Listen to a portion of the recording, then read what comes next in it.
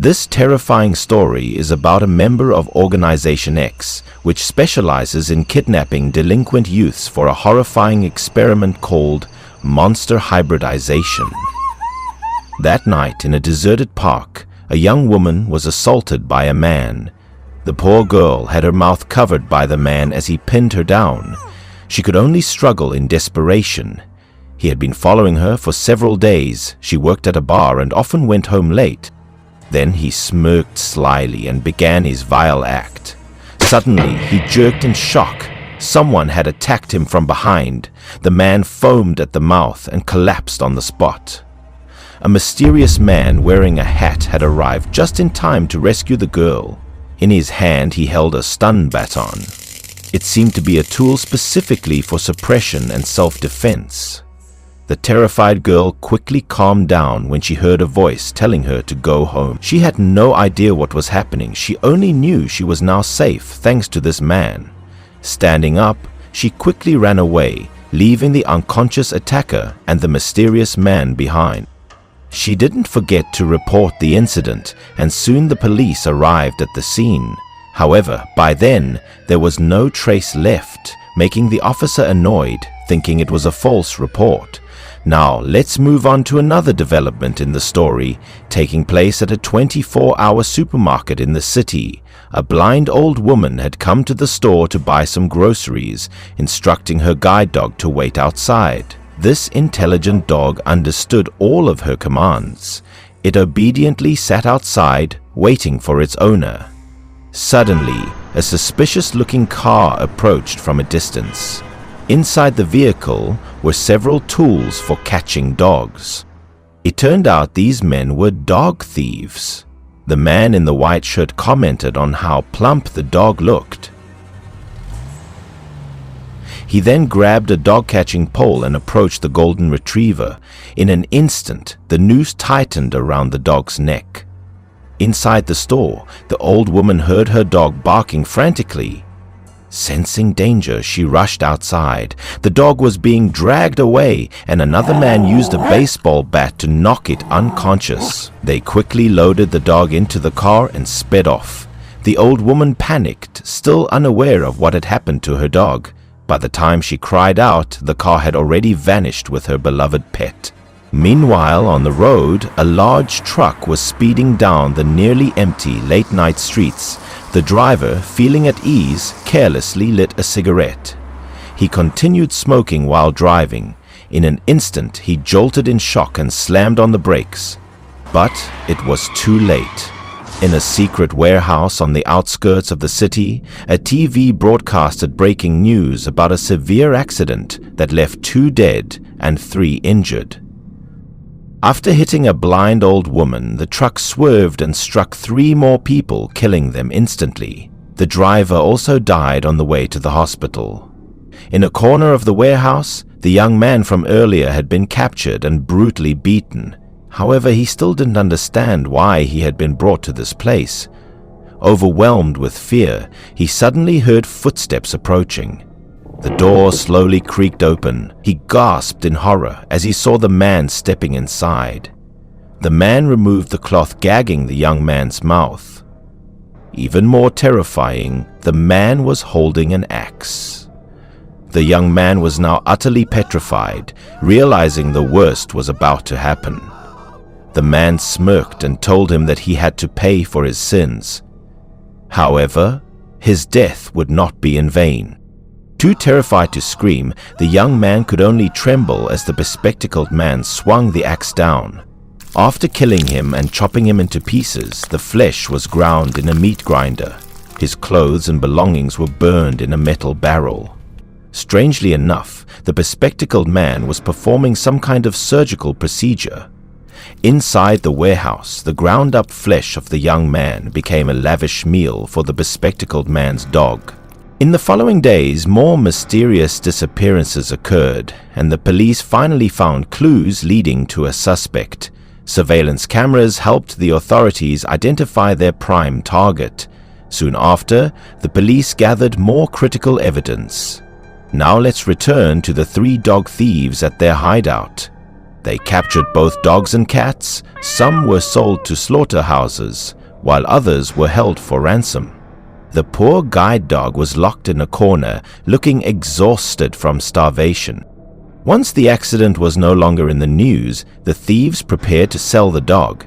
This time, they had a wealthy family willing to pay a high price for such an intelligent dog.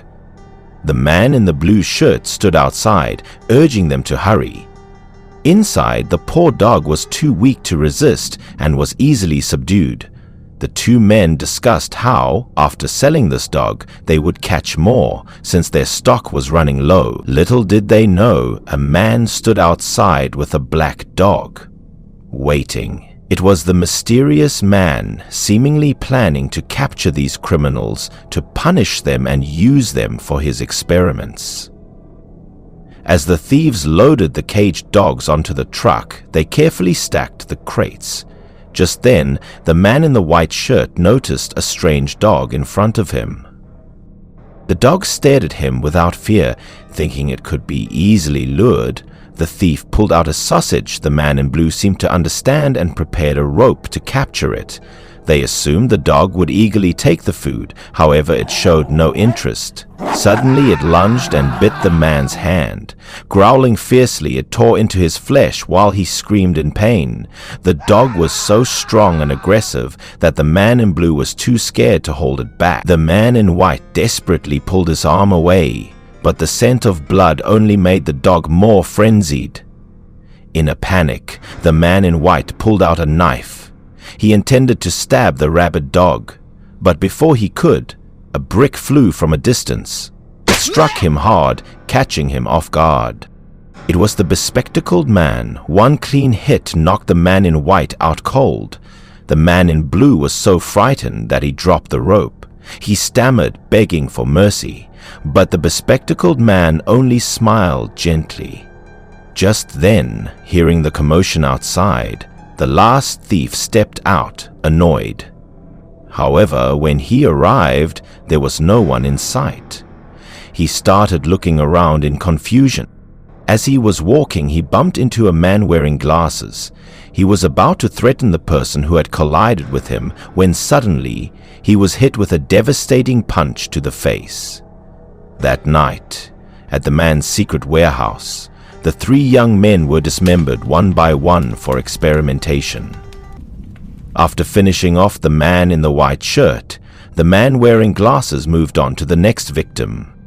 Before killing them, he made sure to tell them they must pay for the crimes they had committed, and he emphasized that they would be reborn once again. Meanwhile, the police had discovered the killer's secret location and were rushing to the scene. However, by this time, the second young man had already been ground to a pulp. Inside the warehouse, only one young man with a buzz cut remained. He groggily regained consciousness. His head throbbed in pain like it was being split open, but he sighed in relief, realizing he was still alive. However, he couldn't understand why he hadn't been tied up. In the darkness, he fumbled around, trying to find a way to escape, but suddenly he felt himself bump into something soft.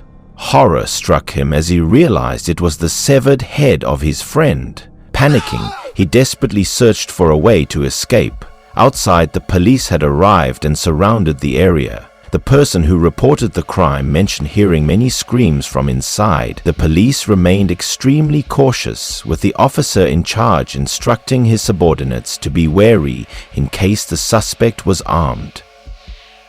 Following orders, the officers lay in wait outside, ready for action. Inside, an eerie silence filled the air. Even the dogs locked in their cages had stopped barking. The warehouse was completely surrounded by the police force. When the police broke down the door and stormed inside, they found no one. The officer thought to himself the suspect must have escaped in time. There were still traces of fire at the scene. The dogs belonging to the three young men were still there. The officer felt a tinge of disappointment, knowing he had arrived too late. However, While searching the building, the officer discovered 2 additional rooms. Feeling a surge of anticipation, he carefully checked each one. The officers felt suffocated by the stench of blood permeating the place. Blood was splattered all over the warehouse and tools used for body disposal were scattered everywhere. Suddenly, they discovered yet another room. Inside, they found the young man with the buzz cut still alive. 2 officers quickly questioned him about the others and the identity of the killer. However, he was the sole survivor. He was visibly shaken, pleading for help, his mind overwhelmed with fear. He lunged at the officer and cried out, "The man with glasses! He's a deranged killer!" Suddenly, the officer noticed something horrifying. He raised his gun and aimed forward. From within the room, a grotesque figure crawled out. Even more terrifying, it was a patchwork of human body parts.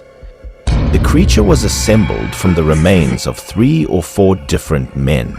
Heads were grotesquely stitched onto its abdomen, while various pieces of flesh were crudely sewn together. For the first time in his life, the officer witnessed something so utterly monstrous.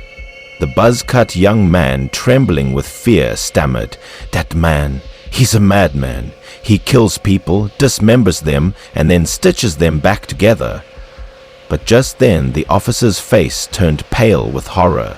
He had realized something even more terrifying. 3 human heads had emerged from the back of the buzz-cut young man. 2 of them belonged to his own friends. Even the most seasoned officers, hardened by years in the field, recoiled in fear and fled at the sight of this nightmare. The experiments conducted on these people were beyond horrifying. From a distance, the man with glasses grinned menacingly.